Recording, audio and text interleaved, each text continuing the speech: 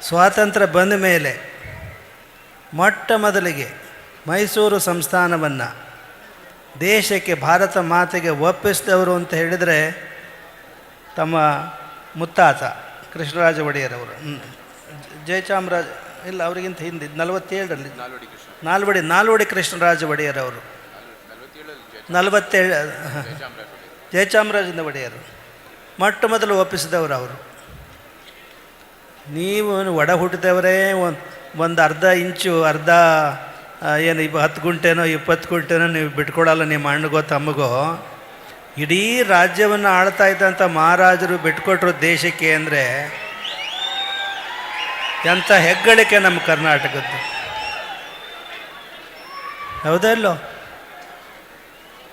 ಆದರೂ ಈ ರಾಜ ಮನೆತನದ ಬಗ್ಗೆ ಏನು ಗೌರವ ಇಟ್ಕೊಳ್ಬೇಕಾಗಿತ್ತೋ ಆ ಗೌರವ ಪ್ರಜಾಪ್ರಭುತ್ವ ಕಾಲದಲ್ಲಿ ಆಳ್ತಕ್ಕಂಥ ಪ್ರಜೆಗಳ ಪ್ರತಿನಿಧಿಗಳು ಇಟ್ಕೊಂಡಿಲ್ಲದೆ ಇರ್ತಕ್ಕಂಥದ್ದು ಬಹಳ ವಿಷಾದನೀಯ ಅಂತ ಹೇಳಕ್ಕೆ ಬಯಸ್ತೀವಿ.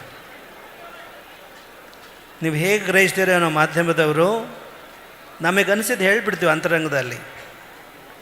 ಪ್ರಜಾಪ್ರಭುತ್ವ ಅಲ್ಲೇನು ಇಂಗ್ಲೆಂಡ್ನಲ್ಲಿದೆ, ಈಗಲೂ ಅಲ್ಲಿ ರಾಜ ರಾಣಿಯರಿದ್ದಾರೆ, ಪ್ರಜಾಪ್ರಭುತ್ವನೂ ಇದೆ. But the head of the state is king or queen. ನಮ್ಮ ಅಂತರಂಗದಲ್ಲಿ ಹನುಮಕ್ಕನವರು ಇಲ್ಲಿದ್ದಾರೆ, ನಮ್ಮ ಅಂತರಂಗದಲ್ಲಿ ಮಾತು ಹೇಳಿಬಿಡ್ತೀನಿ, ನೀವು ಅದ್ರ ಬಗ್ಗೆ ಕಾಮೆಂಟ್ ಮಾಡ್ಬೋದು, ಏನು ಮಾಡ್ಬೋದು. ನಮ್ಮ ಅಂತರಂಗದಲ್ಲಿರೋದು ಅಲ್ಲಿ ಹೇಗೆ ಈಗಲೂ ಪ್ರಜಾಪ್ರಭುತ್ವ ಇದ್ದರೂ ಸಹ ರಾಜ ರಾಣಿಯರನ್ನು ಹೆಡ್ ಆಫ್ ದಿ ಸ್ಟೇಟ್ ಮಾಡ್ಕೊಂಡಿದ್ದಾರೋ, ಹಾಗೆ ಶುದ್ಧಾಂತಕರಣದಿಂದ ಆಗಿನ ರಾಜ ಮಹಾರಾಜರುಗಳು ಭಾರತ ಸ್ವತಂತ್ರಗೊಂಡ ಮೇಲೆ ತಮ್ಮ ರಾಜ್ಯವನ್ನು, ತಮ್ಮ ಆಸ್ತಿಯನ್ನು, ಎಲ್ಲ ಸಂಪತ್ತನ್ನು ಬಿಟ್ಕೊಟ್ರಲ್ಲ, ಆ ರಾಜ ಮನೆತನದವರನ್ನೇ ಗವರ್ನರಾಗಿ, ಆಯಾ ರಾಜ್ಯದ ಗವರ್ನರಾಗಿ ಮಾಡ್ಕೊಂಡಿದ್ದರೆ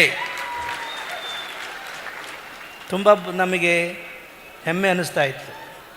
ನಿಜವಾಗಿ ನಾವು ಅಂತರಂಗದಿಂದ ಹೇಳ್ತಾ ಇದ್ದೀವಿ, ಪ್ರಜಾಪ್ರಭುತ್ವದಲ್ಲಿ ನೀವು ಆ ಸ್ಥಾನವನ್ನು, ಗವರ್ನರ್ ಸ್ಥಾನವನ್ನು ರಾಜಕೀಯಕ್ಕೆ ದುರ್ಬಳಕೆ ಮಾಡ್ಕೊಳ್ತಾ ಇದ್ದೀರಿ. ಆಯಾಯ ಪಕ್ಷದವರು, ಆಯಾಯ ಪಕ್ಷದ ಕೇಂದ್ರ ಸರ್ಕಾರದಲ್ಲಿ ಯಾವ ಸರ್ಕಾರ ಇರುತ್ತೋ ಆ ಸರ್ಕಾರದ ಪಕ್ಷದವರೇ ಗವರ್ನರ್ ಆಗ್ತಾ ಇದ್ದಾರೆ. ಅದು ರಾಜಕೀಯ ದುರ್ಬಳಕೆ. ಅದು ಕೊನೆ ಪಕ್ಷ ಅವ್ರಿಗೆ ಗೌರವ ಕೊಡ್ಬೋದಾಗಿತ್ತು. ಪ್ರಿವಿ ಪರ್ಸ್ ಅಂತ ತಂದು ಏನು ಅವ್ರಿಗೆ ಎಷ್ಟು ಗೋಳು ಹೊಯ್ಕೊಳ್ತಾ ಇದ್ದೀರಿ ಅಂತ ಹೇಳಿದರೆ, ಪತ್ರಿಕೆಗಳ ಆ ಸುದ್ದಿ ಬಂದಾಗಲೆಲ್ಲ ನಮಗೆ ಭಾಳ ನೋವಾಗ್ತಾ ಇದೆ. ಏನು ಮಾಡ್ಬೋದಾಗಿತ್ತು? ಭಾಳ ರಾಜ್ಯರು ಇದ್ದರು ಅಂತ ಹೇಳಿದರೆ ಸರದಿ ಪ್ರಕಾರ ಅವ್ನು ಮಾಡ್ಬೋದಾಗಿತ್ತು. ಮೈಸೂರು ಸಂಸ್ಥಾನದಲ್ಲಿ ಒಬ್ಬರೇ ಇದ್ದದ್ದು. ಇನ್ನು ಆಂಧ್ರದಲ್ಲೋ, ಇನ್ನು ಮಹಾರಾಷ್ಟ್ರದಲ್ಲೋ ಅನೇಕ ರಾಜ್ಯಗಳು ಇದ್ದರು ಅಂತ ಹೇಳಿದರೆ ಅವ್ರು ಯಾವ ಪ್ರಿವಿಯ ಪರ್ಸನ್ ನೀವು ಕೂಡ ಅವಶ್ಯಕತೆ ಇದ್ದಿಲ್ಲ. ಅವರನ್ನು ಒಂದು ಗೌರವಿತ ಸ್ಥಾನವನ್ನಾಗಿ, ಅವರನ್ನು ಗವರ್ನರಾಗಿ, ರಾಜ್ಯಪಾಲರಾಗಿ ಮಾಡಿದರೆ ಈ ಕೊಳಕು ರಾಜಕೀಯ ನಮ್ಮ ದೇಶದಲ್ಲಿ ನಡೀತಾ ಇದೆಯಲ್ಲ, ಇದು ತಪ್ಪಿತ್ತು ಅಂತ ನಮಗನ್ನಿಸ್ತಕ್ಕಂಥದ್ದು. ಮಹಾರಾಜರ ಕಾಲದಲ್ಲಿ ಇನ್ನೊಂದೇನಿತ್ತು ಕಾನೂನು ಅಂದರೆ, ಮೈಸೂರು ಇವರು ನಮ್ಮಲ್ಲಿ ಇದು ಜಗಳೂರಲ್ಲಿ ಇಮಾಮ್ ಸಾಹೇಬ್ರು ಅಂತ ಇದ್ದರು, ಅವರು ದಾಖಲಿಸಿದ್ದಾರೆ. ಯಾರು ಆವಾಗ ಪ್ರಜಾಪ್ರತಿನಿಧಿ ಸಭೆ ಅಂತ ಇತ್ತು, ಪೀಪಲ್ ರೆಪ್ರೆಸೆಂಟೇಟಿವ್ಸ್ ಇದ್ದರು. ಅವರು ಕೇಳಿ ಇಲ್ಲಿ ಸರಿಯಾಗಿ, ಅವರು ಹೇಗಿದ್ದರು ಅಂತ ಹೇಳಿದರೆ, ಅಕಸ್ಮಾತ್ ಅವರು ವಿಧಿವಶರಾದರೆ, ಪ್ರಜಾಪ್ರತಿನಿಧಿಗಳು ವಿಧಿವಶರಾದರೆ ಅವ್ರದ್ದು ಆಯ್ಕೆ ಆಗ್ತಾಯಿತ್ತು. ಅವ್ರು ಯಾರಾದರೂ ಕಾಲವಾದರೆ, ತಿರ್ಕೊಂಡು ಹೋದರೆ, ಎರಡನೇ ಆ ಚುನಾವಣೆ ನಡೆದಾಗ ಯಾರು ಎರಡನೇ ಸ್ಥಾನದಲ್ಲಿದ್ದರೋ ಅವರನ್ನು ಪ್ರತಿನಿಧಿಗಳನ್ನಾಗಿ ಅವ್ರು ಆಯ್ಕೆ ಮಾಡ್ತಿದ್ರು, ಮರು ಚುನಾವಣೆ ಮಾಡ್ತಿರಲಿಲ್ಲ. ಹಾಗೆ ಈಗಲೂ ನಮ್ಮ ರಾಜ್ಯದಲ್ಲಿ, ಇಡೀ ದೇಶದಲ್ಲಿ ಯಾರಾದರೂ ಶಾಸಕರು ಮರಣ ಹೊಂದಿದರೆ ಎರಡನೇ ಸ್ಥಾನದಲ್ಲಿ ಯಾರಿರ್ತಾರೋ ಅವರನ್ನು ಶಾಸಕರನ್ನಾಗಿ ಮಾಡಿ ಯಾವುದೇ ಮರು ಚುನಾವಣೆ ಮಾಡಬಾರದು ಅನ್ನೋದು ನಮ್ಮ ಒತ್ತಾಸೆ. ಎಲ್ಲ ಚುನಾವಣೆಗಳು ಇಡೀ ವರ್ಷ ತುಂಬ ಬರೀ ಚುನಾವಣೆಗಳೇ ಆಗ್ತಾಯಿದೆ ಹೊರತು ದೇಶದ, ರಾಜ್ಯದ ಜನತೆಯ ಬಗ್ಗೆ ಕಾಳಜಿ ಇಟ್ಟುಕೊಂಡು ಮಾಡ್ತಕ್ಕಂಥ ಕೆಲಸ ಕಾರ್ಯಗಳು ಆಗ್ತಾಯಿಲ್ಲ. ಇದು ನಾವು ರಾಜಕೀಯ ಭಾಷಣ ಮಾಡ್ತಾ ಇಲ್ಲ. ಇವತ್ತಿನ ರಾಜಕೀಯ ವಿಷವರ್ತುಲವನ್ನು ನೋಡಿ ನಾವು ಈ ಮಾತನಾಡ್ತಾ ಇದ್ದೀವಿ. ಈಗಲೂ ಈ ಮಹಾರಾಜರ ಮನೆತನದವರಿಗೆ, ಅರಮನೆಯಲ್ಲಿವರಿಗೆ ಎಷ್ಟು ಗೋಳು ಹಾಕ್ಕೊಳ್ತಾ ಇದ್ದಾರೆ ಅಂತ ಹೇಳಿದರೆ, ಅದನ್ನು ನಾವು ಸಾಮಾನ್ಯ ಯಾವ ವಿವಾದಾತ್ಮಕ ಹೇಳಿಕೆಗಳನ್ನು ಕೊಡಲ್ಲ. ಆದರೆ ಉದಾರವಾಗಿ ದೇಶಕ್ಕೆ ಬಿಟ್ಟುಕೊಟ್ಟಂಥ ಮೊದಲನೇ ಮಹಾರಾಜರು ಮೈಸೂರು ಮಹಾರಾಜರು. ಹಾಗೆ ಹೈದರಾಬಾದಿನ ನಿಜಾಮರು ಬಿಟ್ಕೊಡ್ಲಿಲ್ಲ, ನಿಮಗೆ ಗೊತ್ತಿದೆಯೋ ಇಲ್ಲೋ, ಬಿಟ್ಕೊಡ್ಲಿಲ್ಲ ಅವರು. ಆಗ ಸರ್ದಾರ್ ವಲ್ಲಭಭಾಯ್ ಪಟೇಲ್ರವರು ಏನು ಮಾಡಬೇಕಾಯಿತು, ಸಿಪಾಯಿಗಳನ್ನಲ್ಲಿ ಕಳಿಸ್ಬೇಕಾಯಿತು, ಬಲವಂತವಾಗಿ ವಶಪಡಿಸ್ಕೋಬೇಕಾಯಿತು. ಈ ಹಿನ್ನೆಲೆಯಲ್ಲಿ ಎಷ್ಟು ಗೌರವಾನ್ವಿತ ವ್ಯಕ್ತಿಗಳಾಗಿ ಉದಾರವಾಗಿ ಇಡೀ ಸಂಪತ್ತು, ಮೈಸೂರು ಸಂಸ್ಥಾನದ ಸಂಪತ್ತನ್ನು ಏನು ಧಾರಾಳವಾಗಿ ಬಿಟ್ಟುಕೊಟ್ರು, ಅವರೆಲ್ಲೋ ಅಲ್ಪ ಸ್ವಲ್ಪ ಅವರ ಆನುವಂಶಿಕವಾಗಿ ಬಂದಂಥ ಕೆಲವು ಅರಮನೆ ಮತ್ತಿತರ ಸಂಪತ್ತೇನಿದೆ ಅದರ ಬಗ್ಗೆ ಕೋರ್ಟ್ನಲ್ಲಿ ನಮ್ಮ ಸರ್ಕಾರಗಳು ಕೇಸುಗಳನ್ನು ದಾಖಲೆ ಮಾಡಿಸ್ತಾರೆ, ಗೋಳು ಹಾಕೊಳ್ತಾರೆ ಅಂದರೆ ನಾವು ಇಲ್ಲಿ ಬಲವಾಗಿ ಅದನ್ನು ಖಂಡಿಸ್ಲಿಕ್ಕೆ ಬಯಸ್ತೀವಿ. ಕೂತು ಮಾತಾಡಿ. ನೀವು ರಾಜ್ಯಭಾರ ಮಾಡಲಿಕ್ಕೆ ಅವಕಾಶ ಮಾಡ್ಕೊಳ್ತಾರೋ ಅರಸೊತ್ತಿಗೆ ಅರಮನೆಯ ಈ ಮಹಾರಾಜರುಗಳು, ಕೂತು ಮಾತಾಡಿ. ಯಾಕೆ ನ್ಯಾಯಾಲಯಕ್ಕೆ ಹೋಗ್ತೀರಿ? ಕೂತು ಮಾತಾಡಿಕೊಂಡು ಅವರೇನಾರ ಆಳ್ವಿಕೆ ಇದ್ದಿದ್ದರೆ ನೀವೆಲ್ಲಿರ್ತಿದ್ರು ತಿಳ್ಕೊಳ್ಳಿ. ಅವರ ಆಳ್ವಿಕೆ ಇದ್ದರೆ, ಮಹಾರಾಜರ ಆಳ್ವಿಕೆನ ಮುಂದುವರಿದ್ರೆ ಇವತ್ತು ಯಾರ್ಯಾರು ಕೋರ್ಟಿಗೆ ಹೋಗಿದ್ರು ಅವ್ರ ವಿರುದ್ಧವಾಗಿ ಎಲ್ಲಿರ್ತಾ ಇದ್ರಿ ನೀವು? ಯೋಚನೆ ಮಾಡಿ. ಈ ಹಿನ್ನೆಲೆಯಲ್ಲಿ ಅವೇನೇನು ಕೇಸುಗಳಿವೆ ಮಹಾರಾಜರ ಅಥವಾ ಮಹಾರಾಣಿಯರ ವಿರುದ್ಧವಾಗಿ ಆ ಎಲ್ಲ ಕೇಸುಗಳನ್ನು ರಾಜ್ಯ ಸರ್ಕಾರದ ಆಡಳಿತ ಚುಕ್ಕಾಣಿ ಹಿಡಿದಿರೋರು ಅದನ್ನು ವಾಪಸ್ ತಗೊಳ್ಬೇಕು. ಅಷ್ಟೇ ಅಲ್ಲ, ಅವ್ರ ಜೊತೆ ಕೂತು ಮಾತಾಡಬೇಕು. ಅವರು ಈ ರಾಜ್ಯ ಆಳಿದವರು, ಆ ಸಂತತಿಯನ್ನು ಗೌರವಿಸಬೇಕು, ಅವ್ರನ್ನ ಗೋಳೈಕಬಾರದು. ಇದನ್ನು ನೀವೆಲ್ಲ ಈ ರಾಜ್ಯದ ಎಲ್ಲ ಪ್ರಜೆಗಳು ಇದನ್ನು ಆಡಳಿತ ಚುಕ್ಕಾಣಿ ಹಿಡಿದಿರ್ತಕ್ಕಂಥ ಸರ್ಕಾರಕ್ಕೆ ನೀವು ಒತ್ತಾಯಿಸಬೇಕು ಅಂತ ನಾವು ಬಯಸ್ತೀವಿ. ಈ ಈ ಈ ಹುಣ್ಣಿಮೆ ಮಹೋತ್ಸವ ನಮಗೆ ಭಾಳ ಅಯ್ಯೋ ಅನಿಸ್ಬಿಡುತ್ತೆ, ತುಂಬ ಅಯ್ಯೋ ಅನಿಸ್ತಾ ಇದೆ. ನಾವು ಬಹಿರಂಗವಾಗಿ ಅನೇಕ ಆಪ್ತ ವ್ಯಕ್ತಿಗಳು ಹೇಳ್ತಾ ಇದ್ವಿ, ನಾವು ಬಹಿರಂಗವಾಗಿ ಹೇಳ್ತಿರಲಿಲ್ಲ. ಆದರೆ ಇದೊಂದು ನಮಗೆ ಪ್ರಪಂಚದ ಎಲ್ಲ ನೋಡಿದ್ದೀವಿ, ಅಮೇರಿಕ ನೋಡಿದ್ದೀವಿ, ಇಂಗ್ಲೆಂಡ್ ನೋಡಿದ್ದೀವಿ, ಕೆನಡಾ ನೋಡಿದ್ದೀವಿ, ಯುರೋಪ್ ಎಲ್ಲ ನೋಡಿದ್ದೀವಿ. ಅಲ್ಲಿರ್ತಕ್ಕಂಥ ರಾಜಕೀಯ ಸನ್ನಿವೇಶಗಳ ಹಿನ್ನೆಲೆಯೇ ಬೇರೆ, ಇಲ್ಲಿರೋದೇ ಬೇರೆ. ನಮ್ಮ ನಿಜವಾಗಿಯೂ ಮಹಾರಾಜರು ಅವ್ರನ್ನ ಎಂ ಪಿಗಳು ಅಂತ ನಾವು ಕರೆಯೋದಕ್ಕಿಂತ ಈಗಲೂ ಮಹಾರಾಜರೇ ಅಂತಲೇ ಅವ್ರನ್ನ ಗೌರವಿಸ್ಲಿಕ್ಕೆ ಬಯಸ್ತೀವಿ. ಒಂದು ರೋಚಕವಾದ ಘಟನೆ ಇದೆ, ಈ ಮಹಾರಾಜರಿಗೆ ಗೊತ್ತಿದೆಯಲ್ಲೋ, ಬಹಳ ರೋಚಕವಾದ ಘಟನೆ. ಏನದು ಅಂದರೆ, ಜಯಚಾಮರಾಜ ಒಡೆಯರ್ ಇವ್ರ ತಾತ ಬೇರೆ ದೇಶಕ್ಕೆ ಹೋಗ್ತಾಯಿದ್ರು. ಅವರು ಹೋಗುವಾಗ ಜೊತೆಗೆ ಒಂದು ಪೂಜಾ ಪೆಟ್ಟಿಗೆಯನ್ನು ಇಟ್ಕೊಂಡು ಹೋಗ್ತಿದ್ರು. ಇದಕ್ಕೆ ಗೊತ್ತಿದೆಯಲ್ಲ, ತಮಗೆ ಗೊತ್ತಿದೆಯಾ? ಪೂಜಾ ಪೆಟ್ಟಿಗೆಯನ್ನು ಇಟ್ಕೊಂಡು ಹೋಗ್ತಾಯಿದ್ರು. ಪೂಜಾ ಪೆಟ್ಟಿಗೆಯನ್ನು ಪಕ್ಕದಲ್ಲಿರೋ ಸೀಟಿಗೆ, ಖಾಲಿ ಸೀಟ್ ಅಲ್ಲ, ಆ ದೇವರ ಪೂಜಾ ಪೆಟ್ಟಿಗೆಯನ್ನು ಇಟ್ಕೊಳ್ಳಿಕ್ಕೆ ಅವರು ಖರೀದಿ ಮಾಡ್ತಿದ್ರು ಟಿಕೆಟನ್ನು, ಅದರ ಮೇಲೆ ಇಡ್ತಿದ್ರು ಎರಡನೇ ಸೀಟ್ನಲ್ಲಿ. ಏರ್ ಹೋಸ್ಟೆಸ್ಸು ಅಲ್ಲೇನು ವಿಮಾನದಲ್ಲಿ ಕೂತಿದ್ರು, ಎಲ್ಲ ಹೆಡ್ ಕೌಂಟ್ ಮಾಡಿದರು, ಒಬ್ಬ ಕೊರತೆ ಬೀಳ್ತಿದ್ದಾನೆ.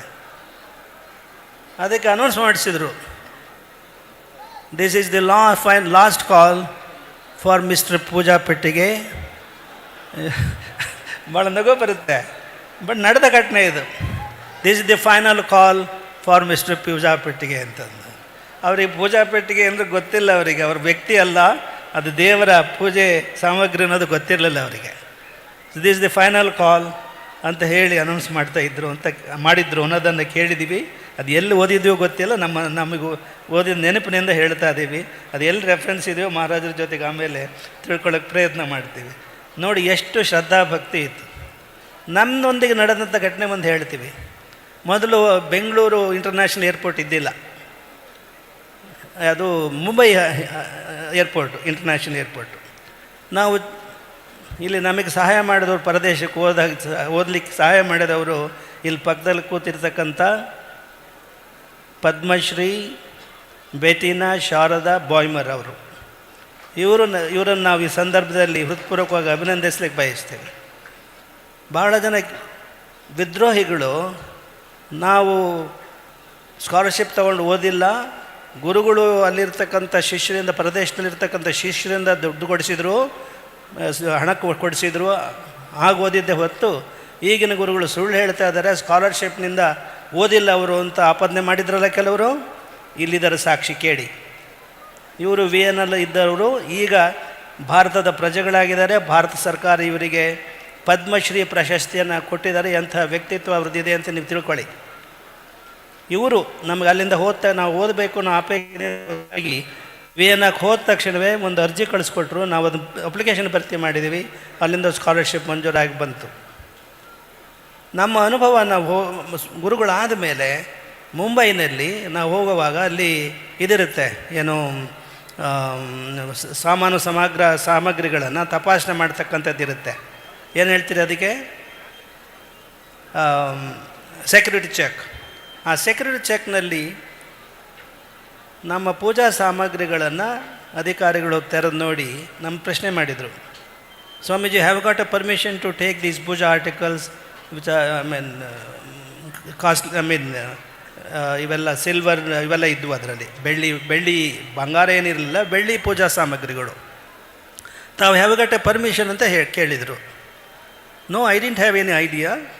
ಮೈ travel agent told me that I have to just declare whatever I am taking. This is the list of puja articles ಅಂತ ಕೊಟ್ವಿ. ಅವರು ಒಪ್ಪಲಿಲ್ಲ. Swamiji, I can't accept it. You should have taken the permission from the Reserve Bank of India ಅಂತ. RBI ನಿಂದ permission ತೊಗೋಬೇಕಾಗಿತ್ತು. ನಾವು ನೋಡಪ್ಪ, ಇದು ಇಲ್ಲದೇ ಇದ್ರೂ ನಾವು ಪೂಜೆ ಮಾಡಬಲ್ವಿ. ನಮ್ಮ ಪೂಜೆ ಅಲ್ಲಿ ಹೇಗೆ ಮಾಡ್ತೀವಿ ಅನ್ನೋದು ಪರದೇಶದಲ್ಲಿರ್ತಕ್ಕಂಥ ಶಿಷ್ಯರಿಗೆ ಗೊತ್ತಾಗಲಿ, ಅದಕ್ಕೆ ತಗೊಂಡು ಹೋಗ್ತೀವಿ. I am not A business man. Look at my ice. ನಾವು ವ್ಯಾಪಾರಿಗಳು ಇದನ್ನು ಮಾರಕ್ಕೆ ತಗೊಂಡು ಹೋಗ್ತಿದ್ದೀವಿ ಅಂತಂದರೆ ಅದನ್ನು ನೀನು ಜಪ್ತ್ ಮಾಡ್ಕೊಂಬಿಡು. ನಾವು ಗುರುಗಳು, ಧರ್ಮಗುರುಗಳು ಅಂತ ನಿನಗೆ ಅನಿಸಿದರೆ ನಮಗೆ ತೆಗೆದುಕೊಂಡು ಹೋಗ್ಲಿಕ್ಕೆ ಬಿಡು ಅಂತ ಹೇಳಿದ್ದೀವಿ. ಲಿಸ್ಟ್ ತಗೋ. ಆ ಅಧಿಕಾರಿ ಏನು ಹೇಳ್ದ, Swamiji, the lord doesn't permit me to allow you to take these articles. ಕಾನೂನು ಒಪ್ಪಲ್ಲ. ಆದರೆ ತಾವು ಧರ್ಮಗುರುಗಳು ಅಂತ ನನಗೆ ಮನಸ್ಸಿಗೆ ಬಂದಿದೆ, ನಾನು ಕಣ್ಣು ಮುಚ್ಕೊಳ್ತೀನಿ, ತಾವು ತೆಗೆದುಕೊಂಡು ಹೋಗಿ ಅಂತ ಹೇಳಿದೆ. ಅರ್ಥವಾಯ್ತು ನಿಮಗೆ? ಇದು ಈ ದೇಶದ ಧರ್ಮ ಪ್ರಜ್ಞೆ. ಇಷ್ಟನ್ನು ಹೇಳಿ ಈಗ ಆಗಮಿಸಿದಂಥ ಯದುವೀರ ಒಡೆಯರವರನ್ನು, ಮಹಾರಾಜರನ್ನು ನಿಮ್ಮೆಲ್ಲರ ಸದ್ಭಾವನೆಗಳಿಂದ ಅವ್ರನ್ನ ಬೀಳ್ಕೊಡೋಕ್ಕೆ ಬಯಸ್ತದೆ. ಅವ್ರಿಗೆ ಹೋಗ್ತಾ ಇರೋದ್ರಿಂದ ಇಲ್ಲಿಗೆ ಬಂದವ್ರನ್ನ ಮಾತಾಡಿಸದೆ ಕಳಿಸ್ಬಾರ್ದು ಅಂತ ಹೇಳಿ ಕೊನೆಯಲ್ಲಿ ಮಾತನಾಡಬೇಕಾದಂಥ ನಾವು ಮಧ್ಯೆ ಪ್ರವೇಶ ಮಾಡಿ ಮಾತನಾಡಿದ್ದೀವಿ. ಇನ್ನು ಮುಂದೆ ಕಾನೂನು ಏನಾದರೂ ಇರಲಿ, ಕಾನೂನು ಅದೊಂಥರ ಕತ್ತೆ ಅಂತ ಹೇಳ್ತಾರೆ. ಆ ಕಾನೂನು ಏನಾದರೂ ಇರಲಿ, ಈ ರಾಜಮನೆತನ ಭಾಳ ತ್ಯಾಗ ಭಾವನೆಯಿಂದ ರಾಜ್ಯಕ್ಕೆ ತಮ್ಮ ಆಸ್ತಿಯನ್ನು, ಆಡಳಿತವನ್ನು ವರ್ಗಾಯಿಸಿಕೊಟ್ಟ ಆ ಧಾರಾಳತನಕ್ಕಾಗಿ ಇರತಕ್ಕಂಥ ಕೇಸುಗಳನ್ನು, ಎಲ್ಲ ಕೇಸುಗಳನ್ನು ಯಾವ್ಯಾವ ಕೇಸುಗಳನ್ನು ತಗೊಳ್ತಾ ಇದ್ದಾರೆ. Cabinet decides to withdraw these cases ಅಂತ ಪ್ರೈವೇಟ್ ಬೇಕಾದ್ರೆ ಹೇಳ್ತೀವಿ ನಿಮಗೆ.